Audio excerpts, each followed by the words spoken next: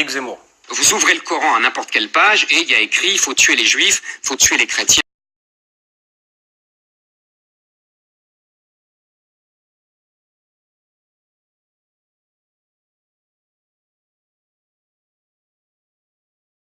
Une autre dinguerie d'Éric Zemmour.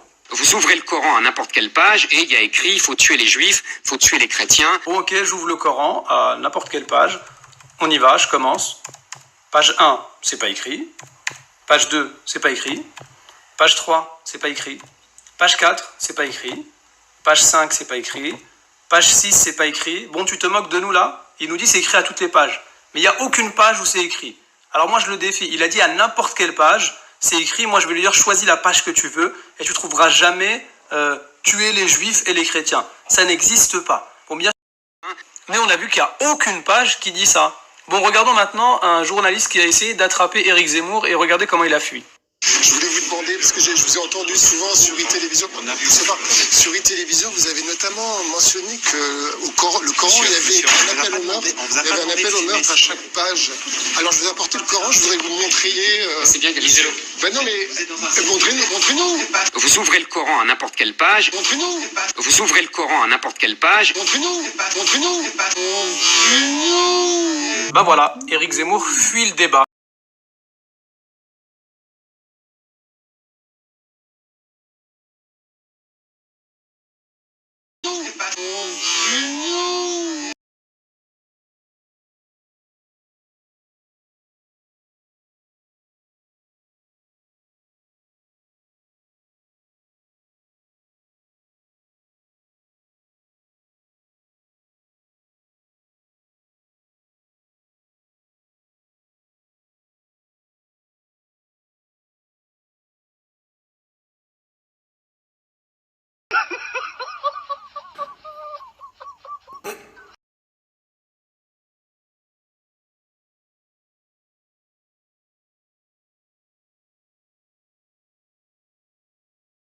Mais surtout, il ne repart jamais sans avoir posé la question qui tue.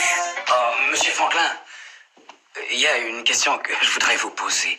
Et c'est pas que ce soit très important, mais... Quoi donc? Et pour revenir sur l'assimilation, en fait, j'avais une question un peu personnelle, je sais pas si on vous l'a déjà posée, mais au 19e et au début du 20e siècle, vous prétendez être un juif assimilé, intégré, etc. Les juifs français étaient donc bien assimilés, on les appelait donc les Israélites français, et il y en a que certains qui sont convertis au christianisme, à l'instar de Marc Bloch, Michel Debré, Marc Dassault, entre autres.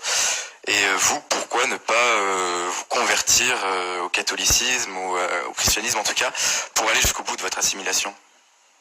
Je vais vous dire, en fait, on se convertit pour deux raisons.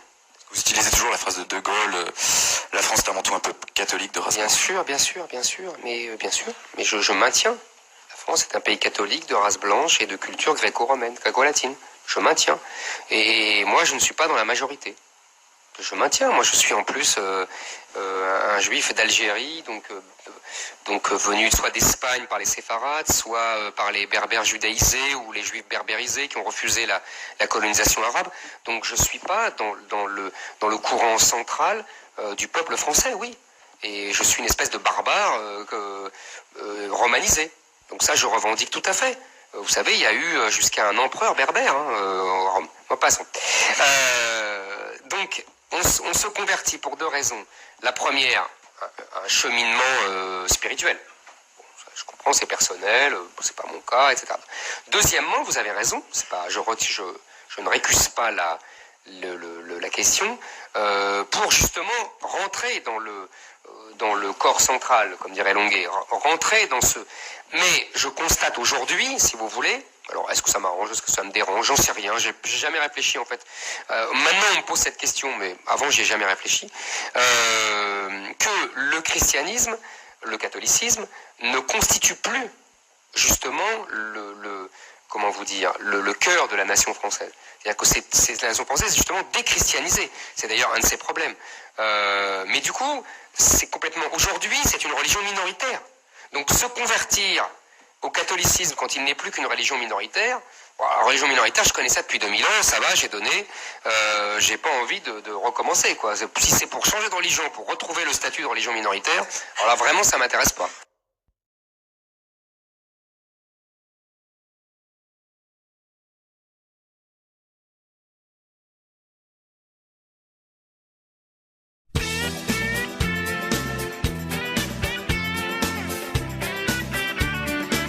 Vous parlez toujours de bien, de Dieu, sa volonté, etc. Vous êtes le premier à toujours exclure les non-juifs, surtout les chrétiens. Pourquoi nous en voulez-vous autant? N'y a-t-il pas une contradiction et une erreur de compréhension du message de Dieu? Alors mon cher monsieur, d'abord, je n'exclus pas les non-juifs. Je dis simplement que Dieu est juste. Et Dieu demande aux non-juifs de pratiquer cette loi noachide. Et aux juifs, il commande de pratiquer 613 lois. Il est clair que Dieu sera plus proche de ceux qui pratiquent 613 lois que ceux qui pratiquent cette loi. Maintenant, les non-juifs qui pratiquent cette loi ont droit au Lamaba, ont droit au paradis, ont droit à une proximité d'Hachem, mais moins grande que les juifs maintenant. Ils veulent plus, on leur dit bienvenue, welcome, willkommen, fadal, toute la langue que vous voulez. Venez, convertissez-vous et pratiquez les 113 lois de la Torah. Aucun problème, on reçoit tout le monde, du moment qu'il est sincère. Donc vous avez un avantage, vous avez un choix. Nous, on n'a pas le choix. Une fois qu'on a le choix, on ne peut pas revenir de nouveau non-juif. Un non-juif a le choix, ou de ces non-juifs, pratiquer les 7 lois noachides, ou de pratiquer les 613 lois, devenir juif. Donc il est libre, et on le reçoit, on l'accepte. Juif ou pas juif. Maintenant, les chrétiens, c'est différent. Les chrétiens, ce sont une religion idolâtre.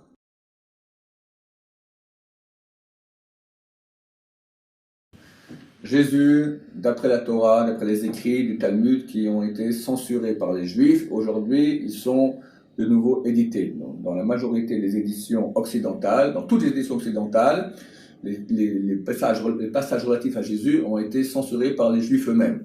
Mais dans toutes les éditions orientales du Talmud, ces passages sont restés parce qu'on n'avait aucun problème avec Jésus dans le monde oriental. Jésus s'appelait Yeshua, était un Talmid Chacham, un érudit de Torah, qui est un élève de Rabbi Yosha ben Prachia. Avant l'an 0 de la chrétienne, c'était bien avant. Et un beau jour, ils sont allés dans une auberge, et tout le Rav avec tous ses élèves, et l'aubergiste au féminin s'est très bien occupé d'eux. Alors le Rav, Rabbi Yosha ben Prachia, il a dit, elle est super bien cette aubergiste, regardez comme elle s'occupe bien de nous. Jésus a dit au Rav, ouais, mais le Rav il a vu, elle a les yeux, comment on dit qu'elle est bien? Elle a les yeux un peu tordus comme ça. Et moi je te parle maintenant de son physique. Mécréant, tu regardes des femmes, moi je te parle maintenant qu'elle s'occupe bien de nous, elle est bien au niveau spirituel, pas au niveau de son physique. Je veux pas le voir, dégage. Dégage, ok, il a dégagé. Il est revenu s'excuser auprès du Rav, le Rav l'a de nouveau renvoyé, comme ça plusieurs fois. Un jour le Rav a dit, ok, la prochaine fois qu'il revient, je l'accepte. Il revient, à ce moment, le Rav, Rabbi Yosha ben Prachia, est en train de dire Shema Israël. Shema Israël, il peut pas parler. Jésus vient, s'excuse encore, et il ne lui répond pas. Jésus s'est dit, c'est comme ça, j'en ai rien à faire, j'ouvre ma propre secte. Et il ouvre une secte, et il a incité les Juifs à pratiquer l'idolâtrie. L'Agmar, dans Sanhedrin, page 107, il dit qu'il a pris une brique, et il l'a érigée, et s'est prosterné devant elle, lui a dit, tu es mon Dieu. Voilà. Donc, d'après les sources juives, Jésus incite le peuple juif à pratiquer l'idolâtrie, et pour cela il a été exécuté comme les idolâtres par lapidation. Voilà, ni crucifié ni rien du tout, il a été lapidé la veille de Pessah, comme c'est écrit dans le Sanhedrin, page 44, dans la version non censurée. Aucun rapport après ce qu'on a fait la chrétienté, c'était un grand rachat. La preuve était un grand rachat, c'est que c'est vraisemblablement l'homme au nom duquel on a tué le plus de monde durant toute l'histoire. En tout cas, le peuple juif, c'est lui qui était la source de toute la souffrance du peuple juif, la plus grande de toute l'histoire, et il s'en va même dans le monde entier. Et impossible, si c'était un homme qui était un tzaddik, que Dieu aurait laissé qu'un pauvre tzaddik, au nom de lui, on va maintenant faire autant de massacres, impossible. Donc forcément, ce n'était pas un tzaddik, c'était un grand rachat. C'est un des seuls juifs à propos duquel on a le droit de dire « Imar Shmo », que son nom soit effacé. On dit ça sur jamais personne, à part deux personnes. Jésus et Shabtatsi, le faux messie qui vivait à 400 ans environ. D'accord? Donc, il est absolument impossible que quelqu'un se converse au judaïsme et continue à croire dans son cœur à Jésus. C'est un non-sens total. C'est comme s'il mange du porc toute la journée et il dit « je suis un bon juif ». Et le porc, c'est moins grave que Jésus. Parmi les 7 lois noachides, l'idolâtrie est interdite. Dieu a la haine de l'idolâtrie. Ouvrez un peu les problèmes, vous verrez cela sans cesse. Il vénère un homme en chair et en os. Il dit que c'est un Dieu. Ni une bonne femme qui est unie enceinte par le bon Dieu. Ça va, restons calmes. Enfin, si c'était que ça, déjà c'est une bonne raison. Mais en plus, vous êtes comme à la religion qui a fait le plus de mal durant toute l'histoire. On va faire maintenant un cours sur l'histoire, mais allez, voyez, mais c'est terrible. Toute la haine, l'antisémitisme qu'il y a dans le monde, il provient de quoi? Pourquoi en Asie, ils sont pas trop antisémites? En Afrique, pas non plus. Que dans les pays qui ont cultivé la chrétienté. Parce que ça fait 2000 ans qu'on les gave de peuple déicide, le peuple juif est un peuple déicide qui ne reconnaît pas le Christ, qui souffre pour cela.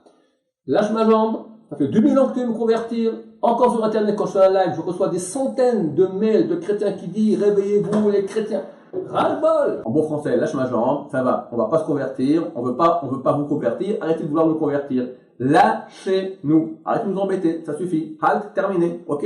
On n'y croit pas à votre Jésus, on n'y croit pas, vous avez tout fait pour qu'on y croie, inquisition, croisade, maintenant aussi la façon douce et aller avec des missionnaires, on vous demande d'aller au Togo, d'accord? Aller en Corée, aller là-bas, convertir les Chinois, convertir les Coréens, convertir les Togolais, mais lâchez-nous, ça va, basta, on a suffisamment souffert de vous pendant 2000 ans. Laissez-nous vivre, on ne sait pas de nous convertir, pourquoi vous venez sans cesse nous raconter une histoire?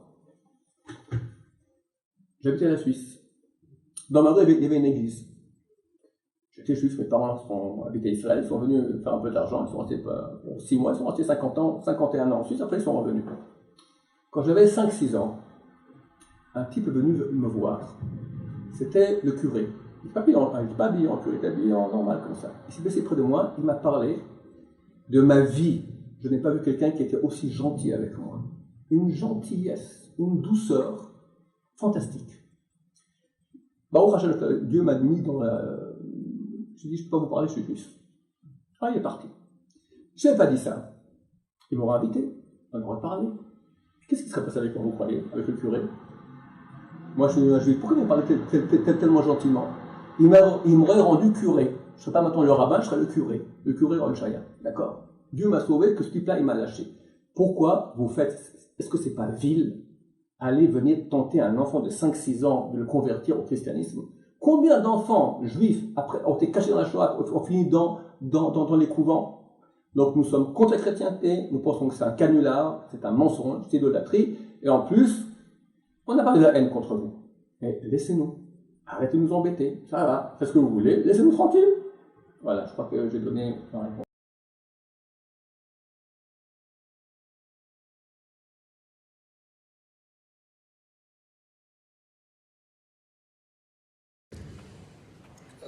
Vous avez dit au début que les gens avaient souvent réagi avec leur tripes, ce que je peux comprendre. Moi, il faut que vous sachiez que